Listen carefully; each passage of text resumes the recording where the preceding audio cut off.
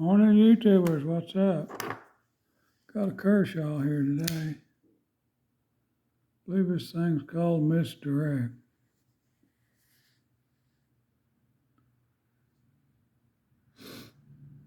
Frame lock.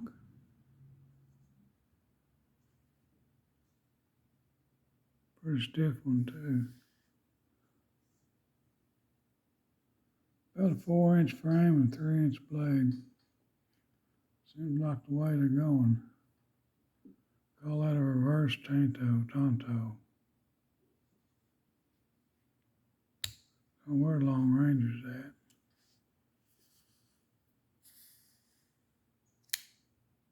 Speed safe open.